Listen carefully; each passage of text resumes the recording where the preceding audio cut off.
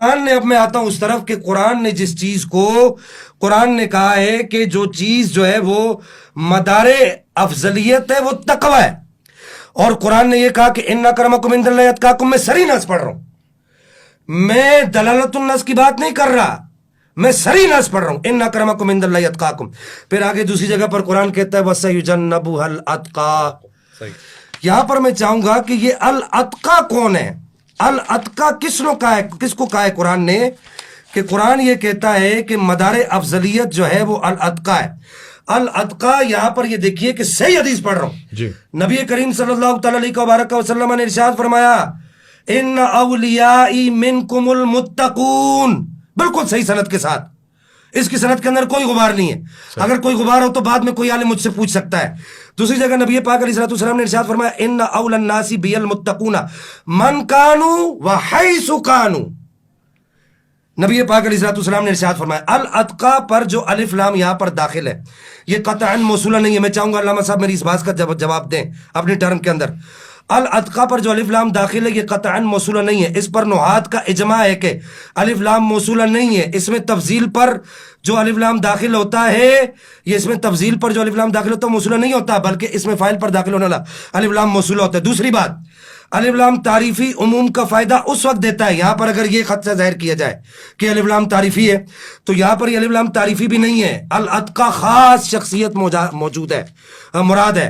الخاص لفظ ودی لمعنى معلوم او يسمى معلوم كقولنا في تخصيص الفرد زيد وفي تخصيص النوع رجل فإن قابله وحكم الخاص من الكتاب وجوب العمل به لا محالة فإن قابله خبر الواحد بالقياس وحكم الخاص من الكتاب وجوب العمل به لا محالة، اس پر عمل کرنا لازم ہوتا ہے۔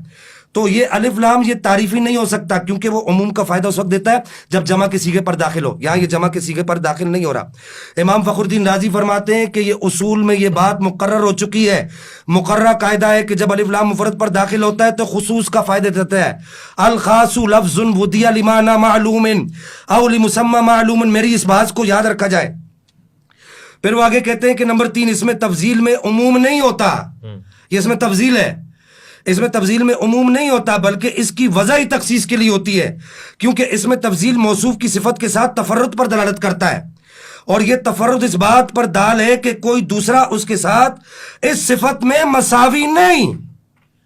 یہ امام سیوطی کہہ رہے ہیں، اور یہ نحات کا متفقہ قاعدہ ہے، نحویوں کا۔ ہم سارے علماء کو کیا جا کے سمندر میں پھینک دیں گے؟ میں آپ سے سوال کرتا ہوں، کیا ہم سارے علماء کی تحقیقات، تشریحات، ان کے قواعد، ان کے قوانین، یہ آلۃ قاعدۃ منطبقۃ علی جمیع جزئیات، کیا ہم سب کو چھوڑ دیں گے؟ وہ کہتے ہیں یہاں پر کہ وہ کہتے ہیں کہ جیسا کہ امام اصفہانی نے اس بات کی تصریح کی ہے، بس یہ آخری بات کر رہا ہوں، کہ کہتے ہیں کہ جو اس میں تفضیل کو اتقا کو تقی کے معنی میں لے جانا چاہتا ہے وہ اصل میں مجاز کی جانب عدول کرتا ہے، اور اصل سے مجاز کی جانب عدول کرنے کے لیے دلیل درکار ہے جو کہ اس جگہ پر نہیں ہے، اور کہتے ہیں کہ عربی قوانین سے جہالت کا نتیجہ ہے۔